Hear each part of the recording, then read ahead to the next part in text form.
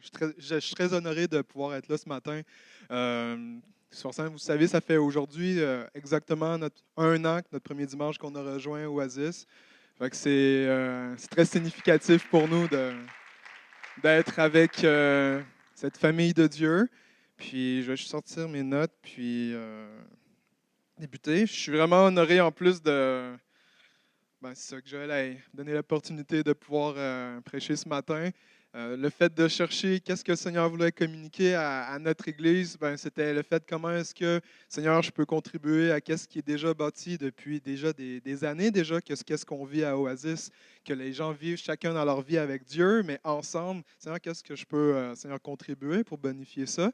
Puis, j'étais vraiment aussi honoré d'entendre Sophie, parce qu'on s'est connus à Québec. Avant qu'on vienne ici, Sophie était même la coloc de ma femme, avant que ma femme soit ma femme. Fait que c'était vraiment un privilège de pouvoir prêcher ce matin avec toi, Sophie, puis avec le Seigneur. Fait que je suis vraiment béni de ça. Puis, et voici.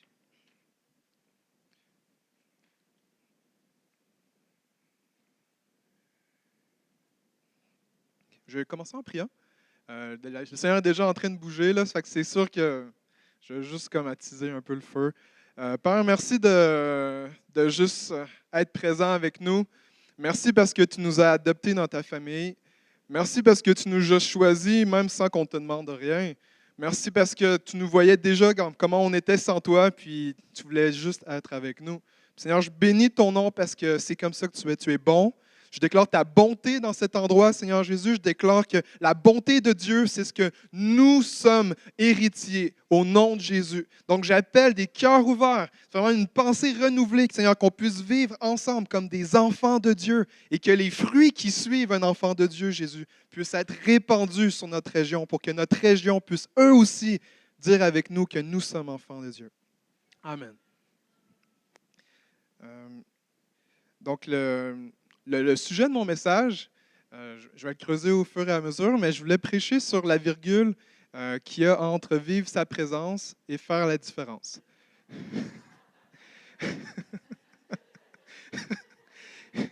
Si vous ne le savez pas, pour certains, la mission de notre Église, c'est de vivre la présence de Dieu, être connecté à lui pour ensuite pouvoir transmettre ça à l'extérieur où nous sommes, puis que ça puisse se traduire en action pour faire une différence là où nous sommes. Puis pourquoi la virgule en particulier? Il n'y a pas de virgule en fait, là, c'est le fait de faire une pause, c'est le fait de bien saisir de où est-ce qu'on part pour que les gens, et nous en premier, puissions expérimenter qu'est-ce que Dieu a pour nous. Puis le but de mon message, c'est qu'à la fin de cela, on puisse arriver à bien comprendre la transition entre vivre sa présence et faire la différence, puis que ça permette d'augmenter la manifestation du règne de Dieu là où nous sommes sur terre. La première chose que je voudrais vous dire, c'est concernant Jésus. Jésus, notre Seigneur, selon quand il est venu, en particulier quand on commence dans l'Évangile de Marc, ça commence, ça dit, voici le commencement de l'Évangile de Jésus-Christ. La raison pourquoi c'est important de le mentionner, puis pourquoi Marc le souligne en particulier, c'est qu'à cette époque-là, dans le temps des Romains, quand quelqu'un voulait s'afficher comme roi ou comme étant une entité qui voudrait challenger le César, comme Jules César dans l'Astérix et Obélix, mais le vrai de vrai dans l'histoire, ben, quand on disait qu'un nouvel empereur devait naître à Rome, on l'appelait évangile. Ça voulait dire la naissance d'un nouvel empereur. Donc, quand l'évangile de Marc commence en disant « Voici le commencement de l'évangile de Jésus-Christ », on est en train d'annoncer publiquement qu'il y a un nouveau roi qui est né en ce moment. Puis il est supérieur à Jules César. Il est supérieur à n'importe quelle autorité qui a existé et qui existe encore aujourd'hui. Puis c'est cela que je veux partager. C'est qu'aujourd'hui, je vais vous parler du règne de Dieu. Je vais vous parler du fait que quand on est conscient de vivre sa présence, qu'on est conscient que nous faisons partie du royaume de Dieu, puis qu'on est les récipiendaires de ces belles choses que Jésus nous a acquis, bien, ça nous permet de bien transitionner pour faire une différence là où nous sommes. C'est pour ça aussi que quand Jésus est venu, son premier message, c'était « Repentez-vous, car le royaume de Dieu est là, est proche ». Puis repentir, oui, c'est un aspect de se détourner du mal, de se détourner du péché, mais il y a aussi un aspect de changer notre manière de penser. Changeons, c'est ce que Jésus disait, changeons notre manière de vivre notre vie, changeons notre manière de voir les choses, parce un nouveau royaume est là. Une nouvelle identité est là. Une nouvelle façon de vivre notre vie est présente. Puis il faut ajuster notre mentalité pour pouvoir l'expérimenter davantage. Puis Jésus, entre autres, pour ceux qui connaissent toute l'histoire, en fait, on connaît tous l'histoire de Jésus, que Jésus est mort à la croix, il est ressuscité. Mais une des accusations, puis même ce qui était écrit au-dessus de sa tête quand il était accroché au bois, c'était « Voici Jésus, le roi des Juifs ». Puis c'est important de vraiment le réaliser qu'à ce moment-là, quand Jésus est arrivé, c'était oui un prophète, oui le plus grand prophète jamais vécu, le plus grand enseignant, le plus grand orateur, j'imagine. Des foules le suivaient, les gens étaient guéris, les aveugles retrouvaient la vue, les cœurs étaient guéris. Mais une des choses que ce que les gens vivaient, c'est qu'ils pouvaient expérimenter la présence de Dieu parce que Jésus était là. Puis là où est-ce qu'on peut justement être connecté avec cette vérité-là, cette façon de vivre, c'est que Jésus, une des choses qu'il a dit plusieurs fois, et même que les gens ont essayé de l'utiliser contre lui comme accusation avant de décider de donner la peine de mort, je vais vous le lire, c'est dans l'Évangile de Jean. C'est dans Jean 2, 13, 12, mais je vais commencer par 13. La Pâque des Juifs était proche, et Jésus monta à Jérusalem. Il trouva dans le temple les vendeurs de bœufs, de brebis et de pigeons, et les changeurs assis. Ayant fait un fouet avec des cordes, ça c'est une autre sorte de ministère, là, avec ce que Jésus s'apprête à faire, là. Mais il les chassa tous du temple, ainsi que les brebis et les bœufs, il dispersa la monnaie des changeurs et renversa les tables. Et il dit aux vendeurs de pigeons, « Ôtez cela d'ici, ne faites pas de la maison de mon Père une maison de trafic. » Et ses disciples se souvinrent qu'il est écrit, « Le zèle de ta maison me dévore. » Les Juifs, prenant la parole, lui dirent, « OK, quel miracle nous montres-tu pour agir de la sorte? » Et voici là où je veux qu'on puisse bien saisir. Jésus leur répondit, « Détruisez ce temple et en 3 jours, je le relèverai. » Les Juifs dirent, « Hey, ça c'est moi qui rajoute ça, hein. Il a fallu 46 ans pour bâtir ce temple et toi, en 3 jours, tu le relèveras. » Puis là, c'est là où que Jean dit, mais il parlait du temple de son corps. Puis, c'est important de se souvenir le contraste qu'avant que Jésus vienne, les gens, quand ils voulaient expérimenter Dieu, ils devaient aller à Jérusalem, dans un temple fait en pierre, vraiment beau, une merveille du monde, que les gens pensent qu'il va être reconstruit, mais qu'il ne sera pas. Puis que la présence de Dieu habitait à ce moment-là à Jérusalem.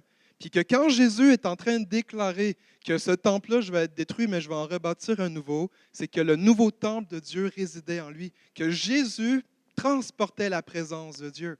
Puis que alors que les gens étaient en contact avec lui, alors que les gens étaient en relation avec lui, Jésus faisait partie de la vie de tous les jours, autant qu'il pouvait être l'orateur devant une foule de 5000 personnes, autant il pouvait être avec une jeune femme qui a besoin du Seigneur près d'un puits d'eau, ou bien avec ses disciples. Jésus permettait aux gens d'expérimenter la présence de Dieu parce qu'il transportait sa présence à l'intérieur de lui. Puis quand on parle, justement, quand l'apôtre Paul dit que maintenant, vous qui vous êtes croyants, vous êtes devenus le temple du Saint-Esprit, c'est que même l'apôtre Pierre va dire aussi que nous sommes des pierres vivantes, que rassemblés ensemble, nous formons l'habitation de Dieu ou le tabernacle. Nous sommes devenus des porteurs de la présence de Dieu. Et à ce moment-là, quand nous sommes unis ensemble, quand nous faisons partie du corps de Christ, nous sommes également des récipiendaires du Saint-Esprit. Et le nouveau temple de Dieu, justement, ce qui est particulier avec ce nouvel ordre-là, le corps de Christ. Déjà, son corps à Jésus était celui qui habitait la gloire de Dieu, mais en étant lié à lui, cela nous permet, nous aussi, de vivre la présence à un autre niveau. Puis ça, je vous rends gloire à Dieu pour ça. Parce que Jésus a dit que les gens des générations rêvaient de voir ce que vous voyez, puis à présent, c'est réalisé. Jésus est le Messie, Jésus est le roi, Jésus est le nouveau temple. Et quand on se lie à lui, le Saint-Esprit de Dieu vient demeurer en nous dans une gloire supérieure de ce qui était auparavant. Puis c'est mon partage ce matin, comment est-ce que tout ça fait en sorte qu'on peut vivre sa différence, vivre sa présence et faire la différence, c'est qu'en tant que pierre vivante que nous sommes, et nous le sommes réellement, Nous sommes des dépositaires. Le Saint-Esprit habite en nous. Nous sommes rendus des tabernacles de Dieu. Puis ça, c'est le vrai mot, dans le bon sens de le dire. Parce que dans la Bible, la présence de Dieu résidait dans des tabernacles. Puis le vrai mot vient de là, dans la Bible. C'est les chrétiens qui l'ont. C'est à nous, ce mot-là.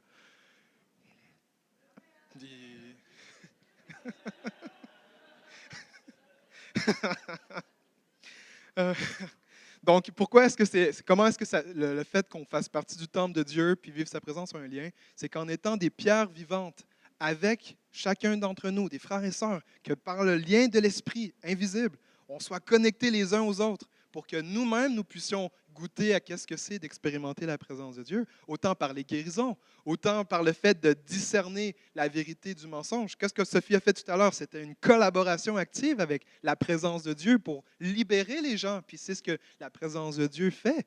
Mais également, c'est de nous rendre conscients de qu'est-ce qui est disponible dans l'invisible. Quelles sont les promesses que Dieu veut accomplir, puis qu'on a besoin de voir plus clairement comment ces choses-là vont se matérialiser, mais c'est quand on est ensemble, qu'on est concentré sur la présence de Dieu, puis qu'on prend le temps de bien positionner notre cœur, qu'on est capable de bien recevoir, et même de faire passer du monde invisible au monde visible, ce qui est disponible par la grâce de Dieu. Puis, tout à l'heure, nous, on cherche vraiment la présence de Dieu. Notre mission en tant qu'Église, c'est de vivre sa présence. Puis le fait d'avoir un cœur d'adorateur, le fait, tout à l'heure, même Mathieu puis Émilie l'ont dit, le fait qu'on retourne à Jésus, qu'on retourne à cette simplicité que l'essentiel, en quelque sorte, c'est de voir Jésus, puis de devenir comme Jésus, puis que si on voit Jésus, on voit le Père, et que si on voit le Père, bien, les gens vont nous voir aussi parce qu'on va lui ressembler. Puis là où est-ce que c'est vraiment nécessaire, puis ça, c'était un de mes points que je voulais adresser, c'est que quand on est dans ces temps de louange, on a le privilège de rencontrer le Seigneur. On a le privilège d'être transformé à sa ressemblance, que même notre manière de penser va être améliorée, va être upgradée pour que la pensée de Christ puisse justement s'aligner pour qu'on puisse voir plus facilement qu'est-ce que Dieu a prévu d'avance pour nous depuis des centaines d'années. Puis dans ces temps de louange, puis ça c'est mon premier point pour nous aider à faire cette transition entre vivre sa présence et faire la différence, c'est est-ce que mon cœur est là pour adorer Dieu, que mon cœur est là pour aimer la musique derrière? Est-ce que mon cœur est positionné de façon à ce que si j'adore le Seigneur, si je le rencontre, si mon cœur veut à partir de là vouloir le servir? Est-ce que mon cœur est là pour Seigneur, tu m'as tellement donné, tu m'as tellement béni, puis juste en retour, juste par reconnaissance, Seigneur, ben, je veux te servir. Je veux pouvoir être là quand, Seigneur, tu as besoin de moi. Je veux pouvoir être à un endroit précis, simplement parce qu'en réponse à comment on l'a expérimenté, parce que notre cœur est positionné à adorer lui et pas les autres choses autour, ben ça nous permet d'expérimenter davantage, de vivre sa présence. Puis je tiens vraiment à mettre le point là-dessus parce que le cœur, en quelque sorte, c'est ce que j'associe à la virgule qu'il y avait entre vivre sa présence et faire la différence. Sur le fait que notre capacité à vivre la présence et de pouvoir faire une différence, passer à l'action au travers de cette expérience-là avec Dieu, bien, cela se passe au travers de notre cœur. Puis de plus en plus qu'on est conscient de comment notre cœur est tourné et bien aligné avec qu'est-ce que le Seigneur veut, que dans cet échange-là, on a cette position de fils. Puis il y a un autre truc pour pouvoir vérifier si on a vraiment cette position de fils, c'est que autant un fils qu'un orphelin peuvent être corrigés. Mais qu'est-ce qui va déterminer ce que tu es? C'est ta manière comment tu vas réagir à la correction. Puis dans Hébreu, ça dit que les fils de Dieu sont corrigés. Pourquoi? Parce que le Seigneur, il sait à quel point on a des belles choses prévues d'avance. Puis que quand il nous corrige, quand il nous discipline, quand il nous rend malléables, quand il nous transforme, bien, cela nous permet de pouvoir vivre encore de plus grandes choses. Un next level, comme Joël il nous enseigne. Puis ce next level-là, ou cette maturité dans la foi, quand justement notre cœur est positionné comme un fils, c'est ce qui nous permet que comment on va réagir va justement démontrer qui nous sommes, des enfants de Dieu. Une autre position du cœur qui est importante à vérifier quand on vit sa présence ou quand on sort de cette expérimenter la présence de Dieu, c'est est-ce que mon cœur est là pour servir ou est-ce que je suis là pour être servi? Le Fils de Dieu, Jésus a dit, je ne suis pas venu pour me faire servir. Puis il aurait pu, parce que c'est le Fils de Dieu, c'est le roi. Mais il a dit au contraire, je suis venu pour déposer ma vie, pour servir le plus grand nombre. Puis que dans ces positions de cœur, là, dans ces trois justes indications, comment on peut s'assurer dans quel état est notre cœur, dans quelle posture on le laisse, ben, vivre sa présence va justement permettre de couler comme la rivière du Saint-Esprit qui coule au travers de nous. Puis qu'alors qu'on va faire une différence dans tout ce qu'on peut s'impliquer, dans tout ce qui est une représentation d'un ministère qui montre la manifestation de Jésus dans notre vie courante, ben ça va être affecté sur comment est placé notre cœur. Quel fruit va être laissé aux gens pour qu'ils puissent goûter et voir à quel point Dieu est bon. Mais cette position-là de cœur se fait par... en fait, c'est un choix. Le Seigneur nous a rendus libres, nous a donné la maîtrise de soi. Et dans cette maîtrise de soi-là, le Seigneur nous rend puissants. Il nous rend puissants de façon à choisir comment est-ce que notre cœur va être positionné dans une situation ou une autre.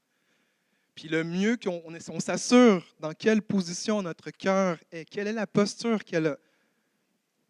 Est-ce que ça fait du sens, qu'est-ce que je vous dis? C'est la posture du cœur, ouais? OK. Merci. J'essaie d'avoir un peu de feedback visuel, mais merci de confirmer.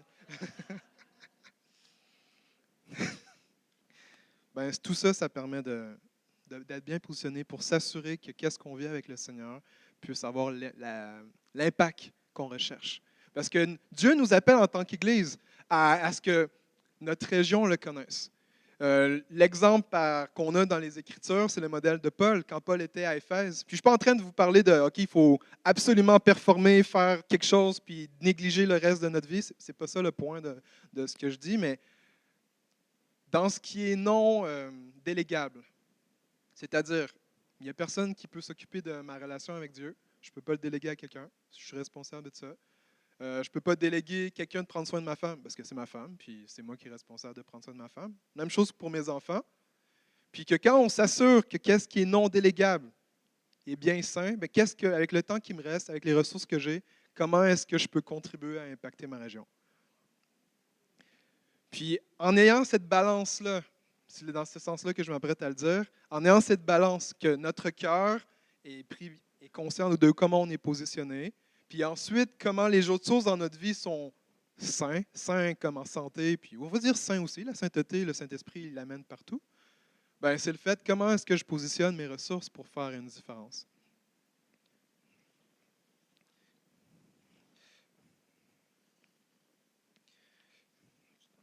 Puis je voulais vous donner un témoignage. Hier, on était à une célébration, on était à Montréal, c'était loin, c'était proche de mon travail. C'est très loin, je suis à Sainte-Anne-de-Bellevue. Puis j'habite sur la Rive-Sud. Puis en étant là-bas,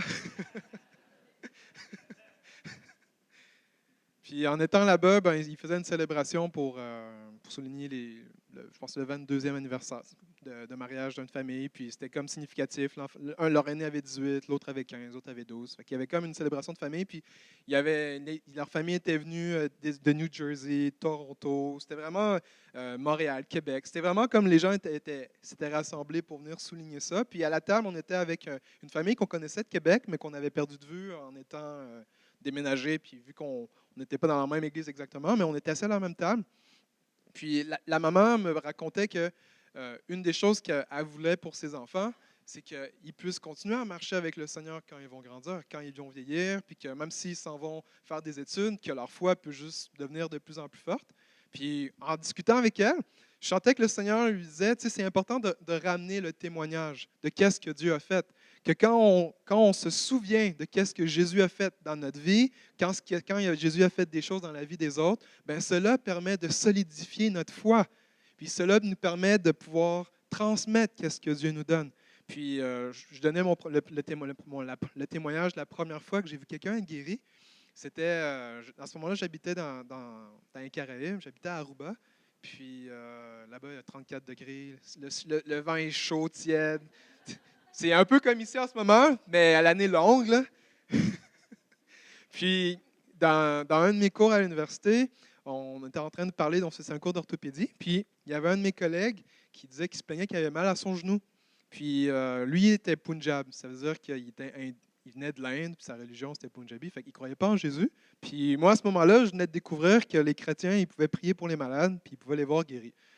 Puis ça, même si j'ai grandi dans une église pentecôtiste, ben, je vais vous dire quelque chose, là, ben, jusqu'à ce moment-là, je pensais que ceux qui avaient une puissance, je pensais que c'était les magiciens ou les trucs de Harry Potter, parce que je ne voyais pas nécessairement les chrétiens avec de la puissance. Puis quand on en parlait, ben, j'avais l'impression que c'était toujours de la magie. Puis en tout cas, en bref, j'ai su que les chrétiens avaient la vraie chose. Puis ça, c'était rassurant. Fait que là, la première fois, entre deux cours, j'ai dit, hey, il s'appelait Karen. Karen, je sais que tu as mal à ton genou, mais penses-tu que genre, je pourrais essayer de prier pour toi? Je pense que Jésus va te guérir. J'ai dit quelque chose comme ça, OK? Mais c'était la première fois que je fais ça, fait que je ne savais pas trop comment faire. Fait que là, il dit, OK, en anglais. Puis là, je mets ma main sur son genou. Puis là, je dis juste, ben, Seigneur, je te prie de le guérir, parce que voici les signes qui accompagneront ceux qui auront cru. Ils imposeront les mains aux malades. Ils seront guéris. Amen. Puis là, il me regarde, je suis sous le choc. Puis là, il me dit, il me le dit en anglais, il me dit, David, what did you do to me? Qu'est-ce que tu m'as fait, David?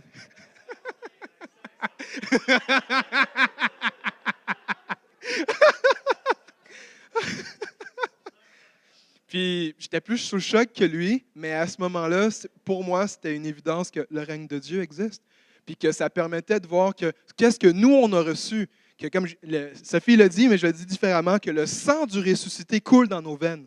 Ça fait en sorte que qu'est-ce que lui a vécu sur terre, que nous aussi, on pouvait le vivre. Puis que quand on positionne notre cœur dans cette direction, quand on est conscient que toutes ces choses-là sont disponibles, puis qu'on fait un pas de foi, ben, ce genre de choses-là peut arriver. Puis hier, j'ai raconté ça à la madame, puis elle avait ses trois enfants, il restait un enfant, puis après j'ai raconté l'histoire. Là, un de ses fils m'a dit, hey, j'ai dit, j'ai quoi te demander? Ben, tu peux-tu prier pour ma main? Parce qu'en jouant au volleyball au secondaire, au cours d'éducation physique, ben, en recevant le ballon, ben, il s'est fait mal à ses doigts, puis il ne pouvait plus les plier, puis il joue du piano, puis il ne peut plus jouer du piano à cause de ça. Puis il avait reçu des paroles que genre le Seigneur voulait qu'il joue du piano. Fait qu'en bref, j'ai dit, ben oui, on va prier, tu sais, on va voir qu'est-ce qui se passe. Puis simplement, fait que je trouvais ça cool qu'il le demande, parce que je voyais que justement, ben, si justement le Seigneur peut faire ces choses-là, ben je voudrais ça. Puis il m'a mis sa main comme ça, j'ai mis ma main à côté de lui. Lily était à côté, mais elle jasait avec le monsieur, fait que elle n'a pas pu être témoin complètement, mais elle était là. Puis quand j'ai demandé cette douleur était à combien, il m'a dit c'était autour de 5 sur 10. Il m'a peut-être dit 7, mais pour être sûr, je vais dire 5. Puis on a prié. J'ai dit simplement, j'ai mis ma main sur sa main. J'ai dit, ben, Seigneur Jésus, je te prie de le guérir. Puis j'ai prié le plus rapidement possible, le plus courtement possible, parce que je voulais qu'il voie que ce n'était pas ma longueur de prière qui guérissait les gens, mais c'était Jésus qui guérit les gens. C'est vraiment l'important pour que le focus soit sur lui, puis pas sur moi qui ferait une longue affaire. Puis finalement, quand il a commencé à bouger son doigt, il n'y avait plus de douleur. Puis il pouvait aller plus loin avec son doigt qu'il était capable. Puis là, il était excité. Là. Mais puis moi aussi, d'ailleurs, j'étais plus excité que lui parce que j'aime ça voir le Seigneur agir. Puis pourquoi je dis ça, c'est que quand on positionne notre cœur pour vivre sa présence, puis quand on est prêt justement à faire un pas de foi, prendre un risque, parce que le gars aurait pu ne pas être guéri, ou j'aurais pu penser à plein d'autres affaires, ou essayer de performer. Ça, c'est deux choses. Soit on peut être dans la foi, soit on peut être dans la présomption, soit on peut être dans l'obéissance. Puis le mieux, c'est de rester dans la foi. Parce qu'en quelque sorte, obéir, c'est super bon parce qu'il y a toujours une bénédiction qui est rattachée à l'obéissance. Mais quand on vit par la foi, ça dit dans la Nouvelle Alliance que le juste vivra par la foi et non par la vue. Donc, quand on s'arrange de vivre dans la foi, ben, il y a comme un aspect où on peut être stressé, qu'on peut être inconfortable, que les choses peuvent ne pas tourner comme on voudrait qu'elles interviennent. Mais Dieu est bon. Dieu nous garde, puis il nous fortifie, puis l'important, c'est qu'il soit là avec nous plus que ce qui peut arriver. Donc, de cette transition-là, concernant le risque, oui, je voulais dire aussi,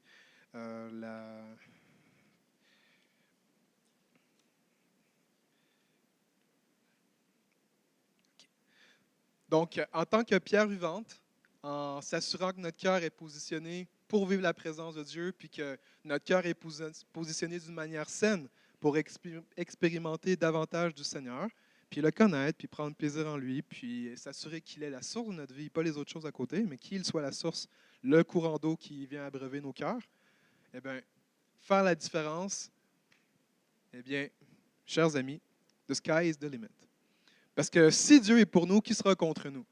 Il y a un chant qui fait « Avec Dieu, nous ferons des exploits ». Puis quand notre foi est basée sur le témoignage de qu'est-ce qu'on a vu Dieu faire, pas juste dans nos vies personnelles, mais quand on lit les Écritures, puis qu'on voit juste comment il faisait Jésus, pour que les gens puissent croire que son règne est là, qu'il est devenu le roi des rois, eh bien, cela nous permet d'avoir accès au surnaturel.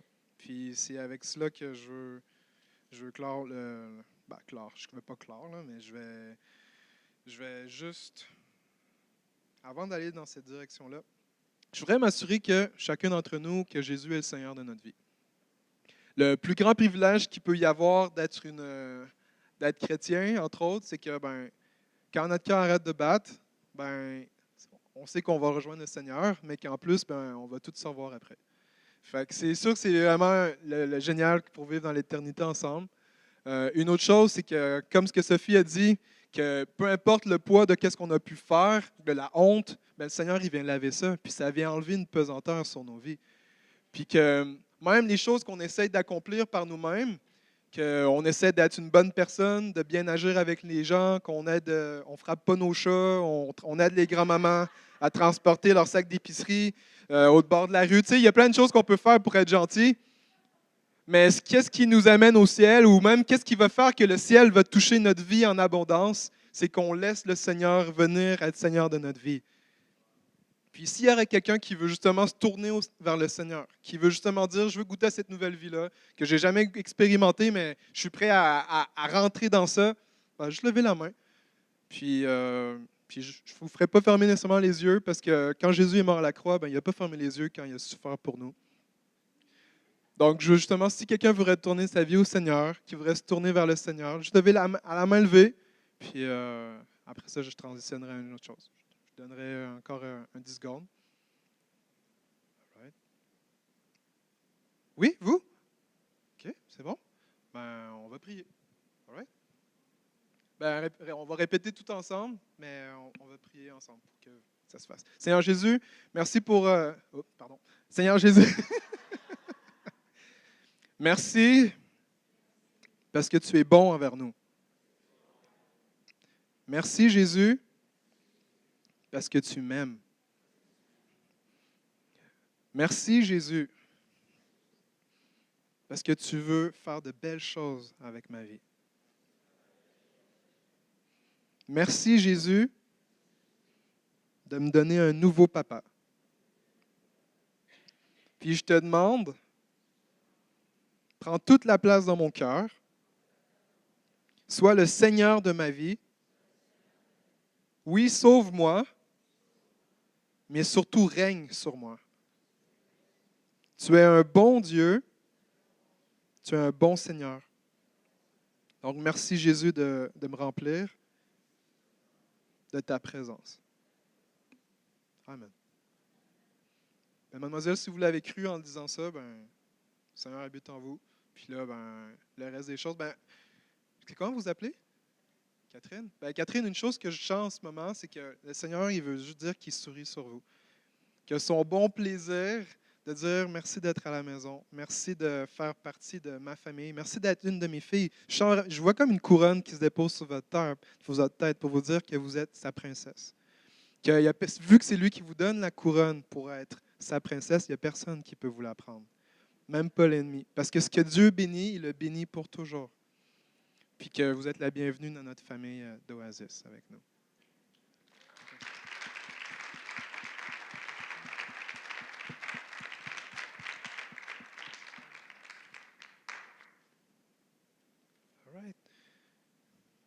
Quand je préparais les choses, je sentais que je devais faire un appel au salut. C'est pour ça que je l'ai fait.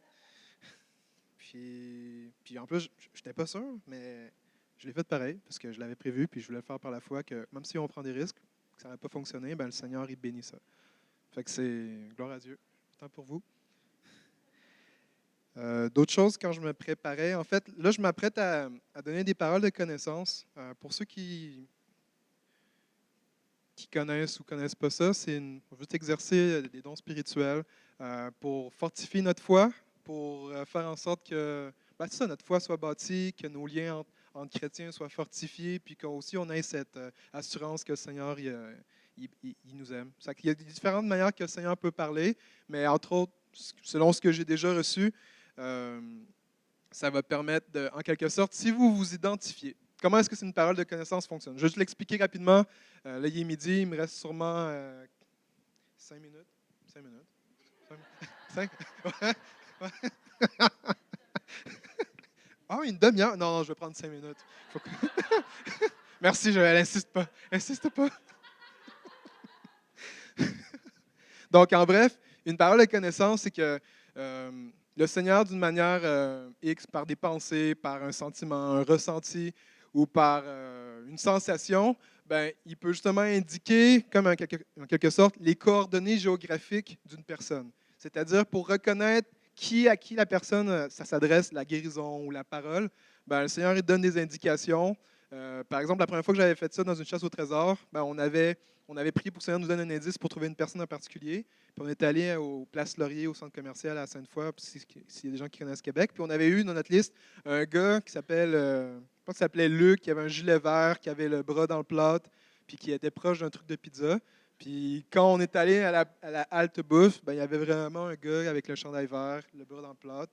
Puis il était vraiment sous choc. Mais ces choses-là nous permettent de reconnaître que Dieu il nous connaît, que Dieu nous voit, qu'il prend plaisir vraiment. C'est vraiment un sentiment spécial quand on a vraiment cette expérience que Jésus il est vraiment là avec nous, mais qu'il connaît les petites choses de nous. Fait que je vais commencer avec qu'est-ce que j'ai reçu, puis j'apprends encore comment collaborer avec le Seigneur de cette façon-là.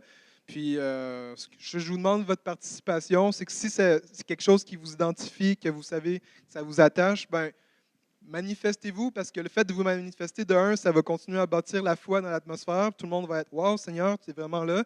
Puis Jésus va juste commencer à faire ce qu'il aime faire, à bouleverser nos vies pour la gloire de son royaume. Donc, la première chose que j'avais ressentie pour identifier la personne, j'avais une sensation douloureuse. C'était au niveau de mon pied gauche.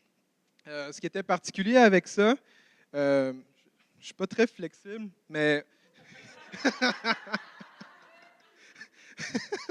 ouais, c'est ça, très révélateur, mais à l'intérieur du pied gauche, ça vient puis ça part. C'est vraiment un inconfort qui vient et qui part au pied gauche à l'intérieur du pied. C'est une sensation de douleur, de brûlure. Peut-être que vous ne l'avez pas en ce moment, mais des fois, ça vous fait ça. Est-ce qu'il y aurait une personne que ça vous interpelle? Gardez vos mains, s'il vous plaît. Si c'est vous. All right. OK. Euh, on va prier pour ça.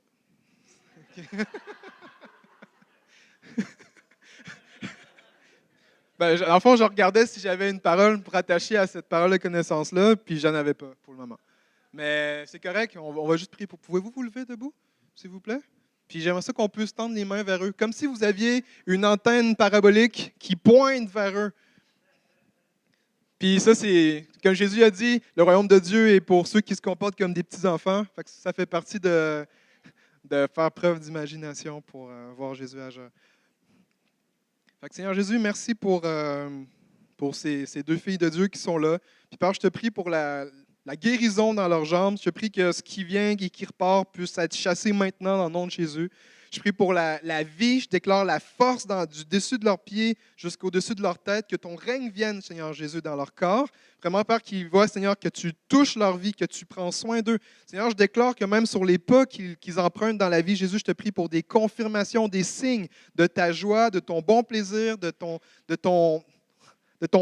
partage envers elle, Jésus. Seigneur, Jésus te dit dans Josué que partout est-ce que le dessous de votre pied allait toucher le sol, que cet endroit-là était à eux. Seigneur, je prie que là où ils portent, Seigneur, leurs pieds, Seigneur, que ta présence là-dessus de marque, Seigneur Jésus, que les gens autour reconnaissent ta marque sur leur vie. Amen. Puis juste pour voir, quand on priait, avez-vous vécu quelque chose, senti une sensation? Pour que vous sachiez, quand le Seigneur fait quelque chose, des fois on ressent quelque chose, des fois on ressent rien. Fait que c'est pas pour si vous avez rien, il n'y a rien, c'est correct. Mais est-ce que vous avez vécu quelque chose, senti quelque chose? Pas là? OK, fait que vous me donnez des nouvelles si cette affaire-là revient. Merci, mesdemoiselles. Mesdames, pardon.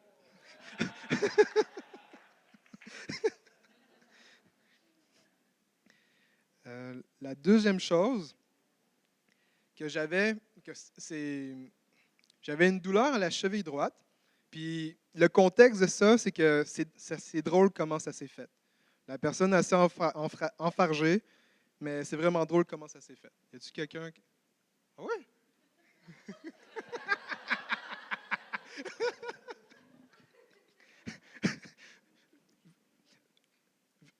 Veux-tu nous dire comment tu t'enfarges? Non, je ne peux pas te mettre sur le spot. Puis,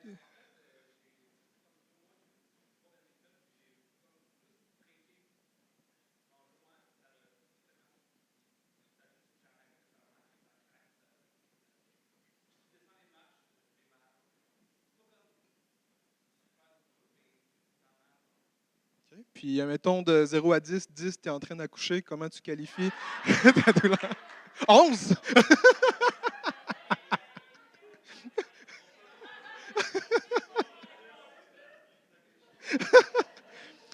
Ouais, j'utilise ça parce que ma femme a accouché, fait que j'étais témoin de tout ça, puis... Hmm, non, non, non. Pour avoir accompagné récemment ma femme, je peux vous dire qu'une grippe d'homme n'a rien à voir avec ça. OK, c'est bon. Si Mathieu t'appuie sur ton pied, t'as mal? Est-ce qu'on peut prier pour toi? Veux-tu le lever? Est-ce qu'on pointe nos mains comme des antennes paraboliques? Alors, on prie pour toi, Seigneur. Merci pour Vincent. Seigneur, merci parce que même s'il s'est enfargé d'une manière bien drôle, merci parce que tu le guéris au nom de Jésus. Seigneur, on appelle la force dans ses chevilles. Seigneur, tu l'as appelé à se tenir debout, à être ferme, Seigneur, devant toi et devant la famille de Dieu. Alors, Seigneur, on appelle autant la force dans ses jambes, autant la régénération des cellules musculaires dans sa cheville, mais également, Seigneur, que son être soit fortifié par. Seigneur, que tu le bénis, Seigneur. Je déclare que autant Vincent signifie la victoire. Seigneur, je prie que ta victoire, Jésus, soit son bouclier. Seigneur, que même quand il se tient ferme devant toi, que cette victoire-là, Jésus, soit contagieuse pour le corps de Christ. Merci, Père, parce que tu l'élèves, Seigneur. Merci parce que tu fortifies son être, tu fortifies ses jambes. Seigneur, tu fortifies son cœur. Alors, Seigneur, on le bénit en ton nom. Amen. All right. Puis ta cheville, tu veux-tu marcher en même temps?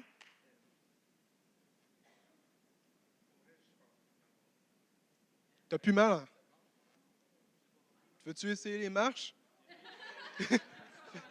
Ouais, tu peux tantôt. C'est trop de mettre sous le spot. Quand on priait, ça a étiré dans ta jambe. OK? Faudrait. Merci Jésus. Je voudrais qu'on applaudisse le Seigneur. C'est lui qui fait ça. Amen. Amen. Merci Jésus.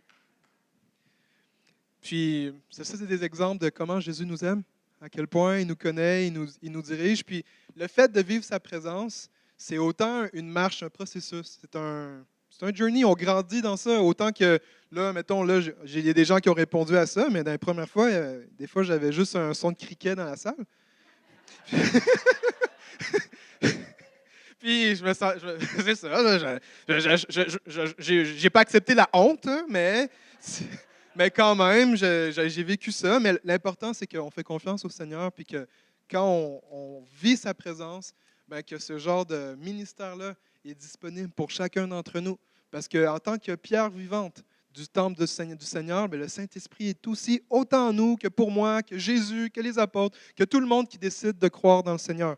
Puis c'est pour ça que si vous voulez justement grandir dans cet aspect-là, oui, il y a un aspect de chercher à être exposé à la manifestation du règne de Dieu. Il y a aussi l'invitation du GU intensif. Si vous voulez apprendre à bouger dans les signes, les miracles, les prodiges, à entendre la voix du Seigneur, à guérir les malades, chasser les démons, ressusciter les morts, ben, c'est à place dans presque d'un mois.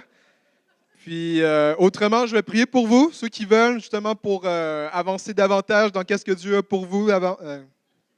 Oh, je me sens enfargé dans mes mots. Est-ce que j'ai du temps pour une dernière? Une dernière? J'arrête? OK, j'arrête. Donc, j'arrête. Donc, je prie pour nous. Vous pouvez fermer vos yeux. Ma Père, merci parce que t'aimes agir avec nous, t'aimes démontrer que ton règne est là, que Jésus, tu es le Seigneur assis à la droite de Dieu. Puis je te remercie parce que nous sommes assis avec toi à la droite de Dieu maintenant. Puis Père, je te prie que tu augmentes la manifestation de ton règne parmi nous. Père, que tu édifies notre foi. Père, que tu nous aides à bien positionner nos cœurs, Père, pour que ta gloire se répande sur toutes les sphères de nos vies. Puis que notre région, Seigneur, soit sous ta seigneurie. Amen. Merci beaucoup.